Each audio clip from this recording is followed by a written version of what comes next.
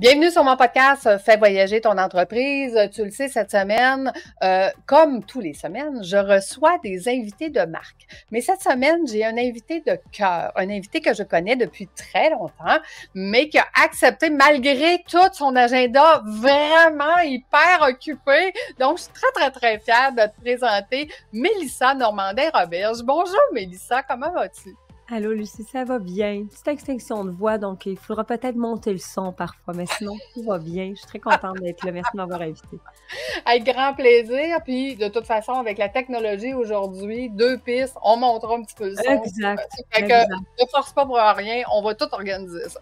Donc, dis-moi, Mélissa, évidemment, on va parler de voyage.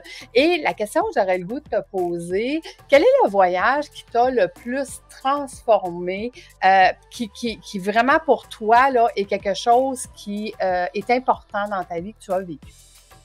En fait, c'est drôle, quand tu m'as posé cette question-là, juste avant qu'on commence à enregistrer, tu sais, je me remémorais, moi j'ai été des années à pas voyager. Des années à ne pas avoir ni l'argent, me faire croire que j'avais pas le temps, ne pas savoir comment faire le premier pas. Puis pourtant, quand j'étais plus jeune, enfant, ado, j'avais quand même voyagé pas mal. J'allais souvent en Floride. J'allais pas très loin, on va se le dire. Mais quand même, il y avait quelque chose dans le voyage qui m'attirait beaucoup. Et moi, ça a été une énorme prise de conscience, donc vers 30 ans, de faire « Arc, j'ai pas voyagé et c'est ça que je voulais. Toute ma vie, c'est ça que j'ai voulu. » Puis là, je suis là à me dire, je vais me le payer dans 10 ans, dans 15 ans, dans 20 ans, parce que j'ai les enfants, parce que là, je veux les emmener avec moi, bref. Et j'ai fait le premier vrai voyage et qui a complètement changé ma vie par après. En fait, il y aura toujours un avant et après Barbade. En 2016, ma meilleure amie, en fait, habite là. OK. Donc, elle m'a invitée, puis on a fait « OK, on va y aller ». À ce moment-là, j'étais encore avec le père des enfants et j'ai 3 enfants qu'on emmène avec nous. Et honnêtement, je suis plongée dans un environnement parce que la Barbade, c'est déjà magnifique, mais mon ami, ils sont très fortunés. Donc, je suis dans un milieu où c'est des maisons de plusieurs millions de dollars et il y a vraiment quelque chose qui se passe dans ma tête à ce moment-là, c'est de faire « OK, ben moi, c'est ça que je veux pour ma vie. À partir de maintenant, ça va être ça. Toujours. Je sais pas comment je vais faire, je sais pas comment je vais y arriver, mais je refuse de revenir dans la normalité. » C'est fou parce que ça a été le début de la fin de beaucoup de choses, de ma première entreprise, de ma relation, de ma vie ancienne, en fait. C'est pas mal terminé là dans ma tête. Et quelques mois après, j'ai fait les actions pour, et à partir de là, j'ai voyagé minimalement 4, 5, 6, 7, 8 fois par année. Parce qu'il y a vraiment eu une brèche qui s'est créée de faire « je veux revivre ce sentiment-là tout le temps ». Puis l'année dernière, on était en fait, en 2016, on avait été invités dans une villa, dans un quartier qui s'appelle Sandy Lane, et la villa, j'étais tombée en amour avec la villa. J'étais rentrée, j'avais fait comme « oh my God, comment c'est possible de louer ça ?» Et je m'étais promis, un jour, je vais revenir et c'est moi qui vais la louer. Et l'année dernière, c'est exactement ce qu'on avait fait. On avait fait gagner des femmes de ma communauté et on les avait emmenées dans cette villa précise-là, la villa Alila à la Barbade. Et je voyais en fait tout le chemin parcouru. Depuis, tu sais, c'est quand même pas tant que ça, 7 ans. Ouais. Environ. 7 ans, il y a un monde qui peut se passer. Mais de constater que, tu sais, à toutes les fois en fait que j'arrive dans l'avion, je compte le nombre de fois que je prends l'avion. J'ai besoin de beaucoup plus que mes 10 doigts, puis beaucoup plus que mes 10 doigts, puis mes doigts. Tu sais, c'est fou de voir que là, je me suis autorisé ça et que depuis que je me suis autorisé ça, ma vie a complètement changé. Est-ce que tu dirais que, parce que moi je dis tout le temps, si on n'a pas de cible, c'est très difficile à atteindre un objectif. Est-ce que tu dirais qu'à ce moment-là, la prise de conscience que tu as fait, c'est de faire le constat que tu n'avais pas cette cible-là et à partir du moment que tu l'as mis en place, tout a découlé? Oui, absolument. Et il y avait la croyance aussi. La croyance que, premièrement, un voyage par année, c'est déjà beaucoup pour la majorité des gens. Et là, de me dire, est-ce que je pourrais comme plus qu'une fois par année? Ça pourrait être 2, 3. Et là, de travailler vraiment ma croyance de faire, tu sais, ça n'a pas d'allure, t'es qui toi pour faire ça? Mais t'as pas l'argent, puis blablabla. Tu sais, toutes les raisons étaient bonnes. Donc, le manque de cible, oui, mais surtout le changement de croyance. C'est pas normal de voyager plus qu'une fois par année, je veux dire ça.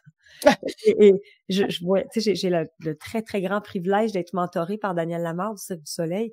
Daniel doit partir à l'étranger minimalement 3 fois par semaine.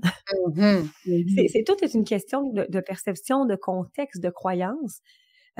Évidemment que c'est un coût voyager. Est-ce qu'on peut faire un sacrifice pour y aller?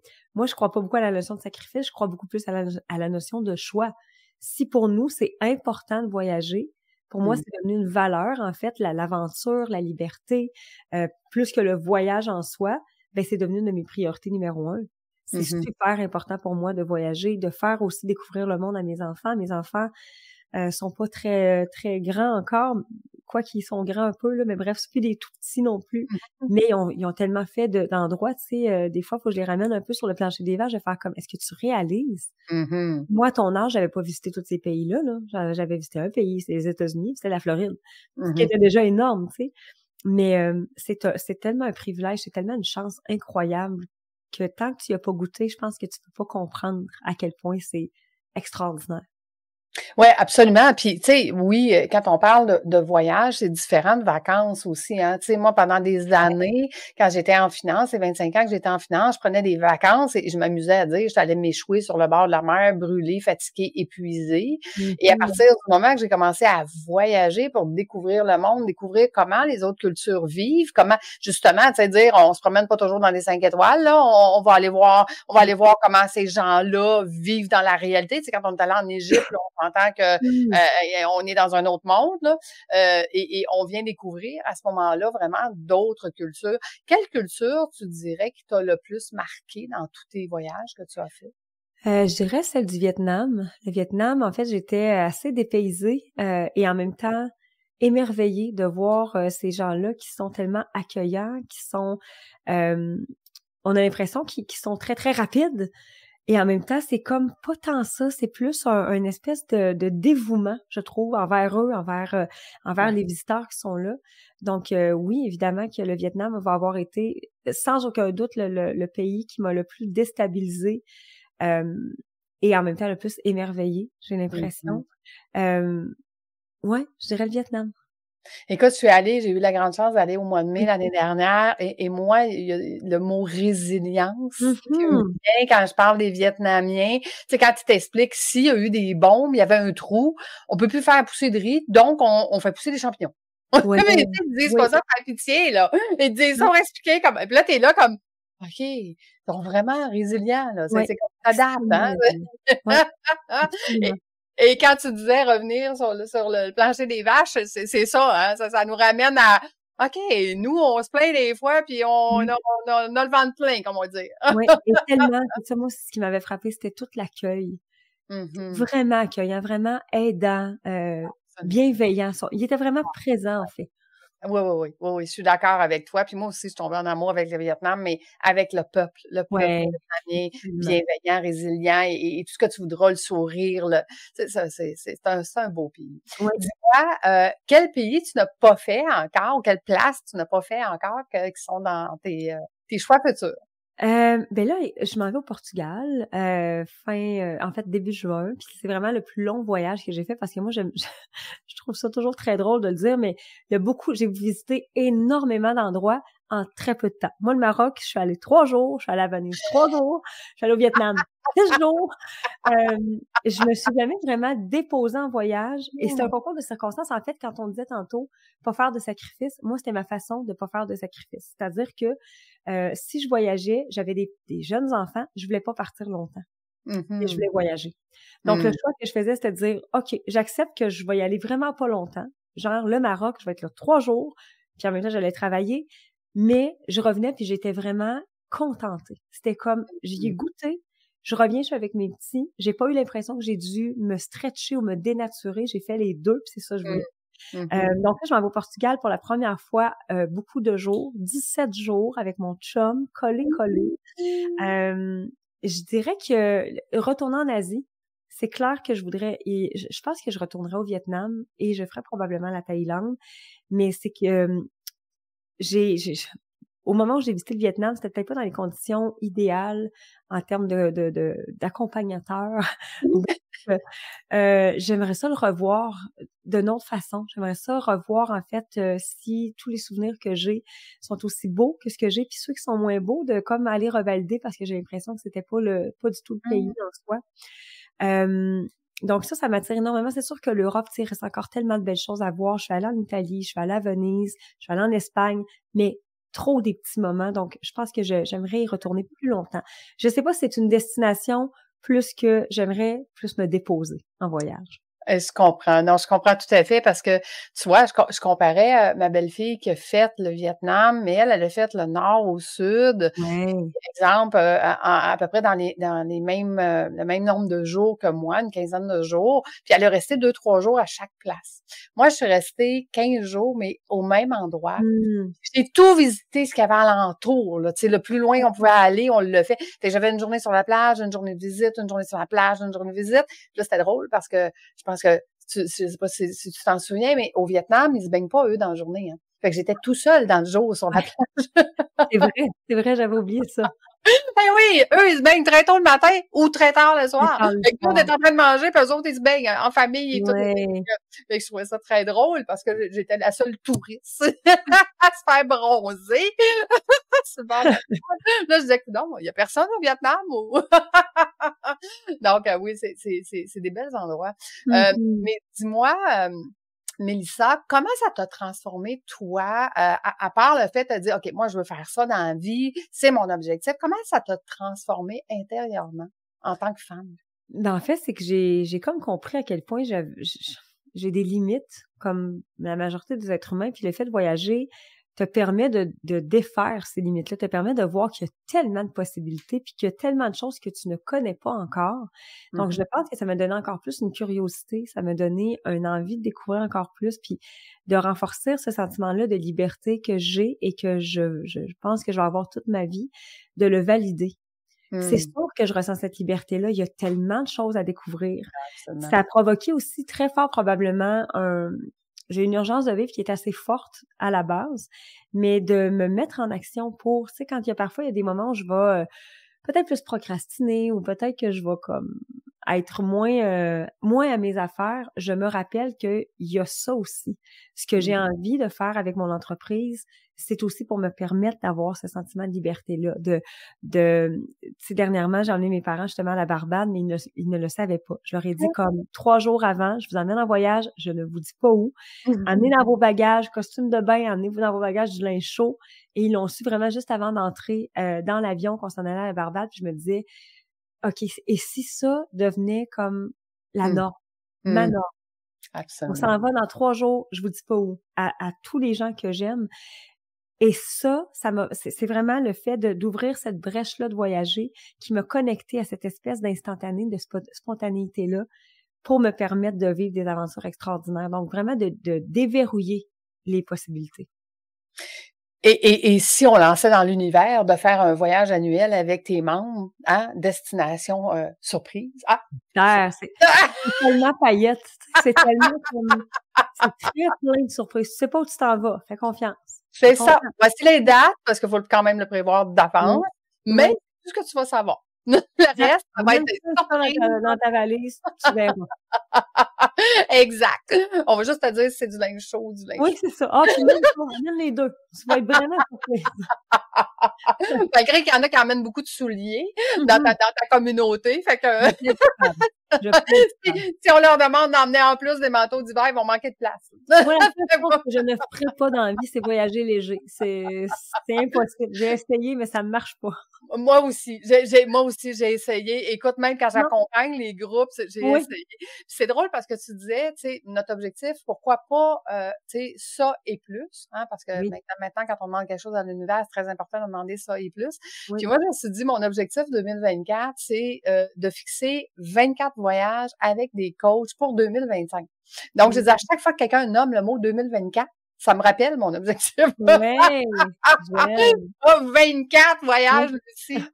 À tous les jours, je travaille là-dessus, tu comprends? Oui. J'adore ça me ramène. Mais dis-moi, Mélissa, à ce moment-là, ce premier voyage-là que tu as fait, qui change la donne et tout ça, est-ce que ça a été le début de Pailleting? On est dans les... en fait, oui. Paillette commençait à exister. Ça s'appelait Paillette, mais c'était pas enregistré. C'était comme un peu nébuleux. C'était pas clair non plus, mais je commençais à partager avec ma communauté qui, à ce moment-là, il était peut-être 150, 200 personnes, pas plus. Mais c'était vraiment le point tournant de ma vie. C'était vraiment comme, OK, là, j'y vais all-in dans Paillette parce que je sens que c'est le véhicule qui va pouvoir me permettre de faire ce que je veux faire. Il y aura toujours un avant-après Barbade 2016. Je n'ai plus jamais été la même. Jamais. Puis dis-moi, tu sais, parce que Paillette X, c'est un franc succès. Bravo, d'ailleurs, d'avoir réussi en si peu de temps à réussir quelque chose d'extraordinaire comme tu le fais. Puis tu es magnifique, là, dans tes photos sirènes et tout ça. C'est vraiment beau de te voir aller. Qu'est-ce qui a été, pour toi, un changement majeur au niveau, tu dis, OK, voilà, c'était le début de Paillette, je savais pas trop ce qu'on s'en allait. Qu'est-ce qui a fait la différence avec le résultat que tu as aujourd'hui? C'est vraiment de laisser libre cours à ma vision. Avant, c'était peut-être plus un rêve. Donc, un rêve, on le prend un peu moins au sérieux parce que on sait pas trop quelles sont les actions qui vont être attachées, puis on se permet de rêvasser.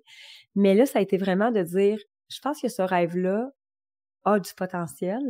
Maintenant, je vais consacrer du temps à le faire expandre, à le faire prendre de l'amplitude. Et à tous les jours, j'ai commencé vraiment à écrire ma vision. Qu'est-ce que je vois pour ma vie? Comment je vois ma vie? Comment moi je suis dans cette nouvelle vie-là? Donc, de faire des vision boards, évidemment, mais d'écrire vraiment. Puis, tu sais, là, je me rendais compte qu'il y avait tellement de choses dans ma vie avant qui fonctionnaient pas avec qui je voulais être. Il y avait des relations autour de moi. J'étais comme, ça fonctionne pas pour la personne que je veux être.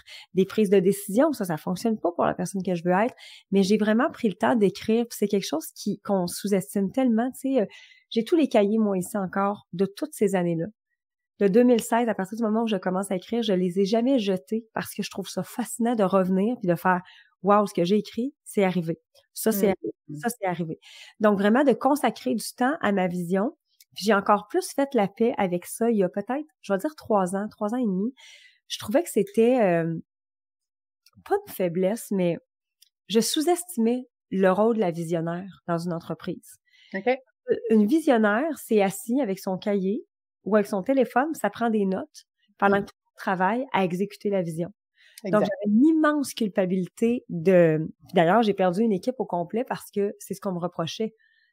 Tu sais, toi, tu sais pas, nous, on travaille, mais toi, t'as pas l'air de travailler. Tu sais, toi, pendant ce temps-là, tu t'en vas là, puis pendant ce temps-là, tu t'en vas en voyage, justement. Puis j'étais comme, oui, mais à toutes les fois, je reviens de voyage, j'ai 1800 idées. Toutes les fois. J'ai des idées pour l'entreprise, j'ai des idées pour un projet, j'ai des idées de collaboration, Donc, je ne peux plus freiner ça. Et la journée où j'ai fait, là, c'est assez, les reproches, l'équipe dehors, bonsoir. Parce que si on commence à sous-estimer la visionnaire, on tue l'entreprise. Absolument. Si on fait taire la visionnaire, on tue des rêves. Et je n'ai plus jamais laissé personne faire ça. Et je me suis plus laissé non plus, moi, faire le contraire de ça. Donc, je permets beaucoup et j'invite souvent le côté visionnaire en moi à faire aujourd'hui, là, on va écrire. Il n'y aura pas de travail concret. Je vais juste écrire, je vais juste élaborer des idées, puis on verra ce que ça donnera à la fin de la journée. Tout à fait. En fait, moi, je dis tout le temps, c'est de prendre le rôle de la paix. Hein, parce qu'être une PDG débordée, présidente, directrice générale débordée qui fait tout, puis qui fait le dedans et le dessus de l'entreprise, ça marche, mais ça marche pas tout le temps. À un moment donné, il faut être capable de déléguer la direction générale, idéalement à plusieurs personnes, un peu ce que tu as fait, et de prendre le rôle de la présidente. Tu sais, moi, j'ai toujours dit, dans une équipe de sport, prenons par exemple le président de l'entreprise, le propriétaire de l'entreprise, quand il va jouer au golf, avec l'autre propriétaire, puis qui est en train d'échanger le meilleur joueur, puis sa job est complètement différente, mais est aussi importante, là, parce que le meilleur joueur, c'est lui qui va compter les buts, puis c'est lui qui va amener l'équipe à quelque part. Donc, chacun a son rôle, puis ça, c'est important que tu le mentionnes, parce que beaucoup d'entrepreneurs beaucoup qui réalisent pas ça. Fait que c'est beau ce que tu dis de l'avoir réalisé, puis aujourd'hui d'accepter que ce rôle-là est aussi important, même plus, si on veut avoir une vision d'entreprise. Et si on en parle un petit peu de ta vision future de l'entreprise, où est-ce que tu veux amener Paillette Inc? Oh mon Dieu! Des fois, je pense que je suis pas encore assez visionnaire. Mhm. Puis c'est drôle parce que justement ce matin, j'avais ma rencontre avec mon mentor, puis et pour lui, c'est tellement d'une évidence, c'est comme, tu sais, il a emmené quand même le Cirque du Soleil là où il est aujourd'hui. Mhm. Fait que, tu sais, Mhm. lui, des rêves, ça il fait pas vraiment peur, là. Non, c'est ça. Comment je pense que tu peux aller encore plus loin. Ah, je pense que ça, tu pourrais aller encore plus loin. Il y a tellement à faire encore. Tu sais, au Québec, je suis connue, mais pas connue. Tu sais, dans le sens que je suis la plus illustre des inconnus. Oui, Allons-y c'est comme ça. Mais je sens que Payette pourrait encore plus avoir un impact auprès des femmes, pas nécessairement entrepreneurs. Évidemment, entrepreneurs, oui, mais pas nécessairement, pas que.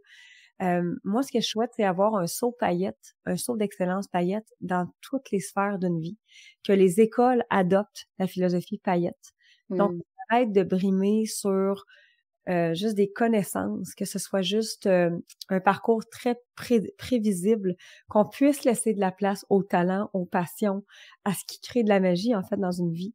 J'aimerais que les entreprises aient des sauts paillettes. Quand tu rentres dans une entreprise, tu sais que c'est magique parce que le service est exceptionnel, parce que les produits t'amènent tellement de beau dans ta vie. Puis je souhaite, évidemment, ben, que ça expande dans tous les territoires francophones. Tu sais, je pense que l'Europe a besoin de paillettes. Puis quand je Mm. dis de paillettes, c'est pas de moi, c'est de la philosophie, de penser comme une paillette, que les femmes reconnaissent enfin leur talent, leur passion, leur essence. Je sais pas encore comment c'est possible, tu sais, moi je regarde les grandes artistes, les Taylor Swift de ce monde, et je vois en termes d'impact ce que ces Mm. femmes-là peuvent avoir, puis je me dis, waouh, tu sais, si j'allais jouer dans cette potentialité-là, qu'est-ce que ça Mm. pourrait donner, tu sais, de faire. Je suis très, très soucieuse, en fait, ça a l'air con à dire, mais de ma mort. Dans le Mhm. sens où, la journée où je vais mourir, qu'est-ce qu'on va dire de moi? Est-ce que Mm. je vais avoir réussi à changer un petit quelque chose dans la vie de quelqu'un ou non? Tu sais? Et ce que j'aimerais vraiment, c'est de pouvoir transmettre cette philosophie-là qui va perdurer à travers les années. Tu sais, je souhaite que ma fille reprenne cette philosophie-là, peut-être pas l'entreprise, mais qu'elle repense à être une paillette, puis que d'autres enfants de mes paillettes actuelles deviennent elles aussi des paillettes. Donc, c'est pas toujours une vision très claire, mais je pense qu'en termes d'impact, j'ai encore envie d'impacter le plus de femmes possible parce que j'y crois en tabarouette à cette mission-là.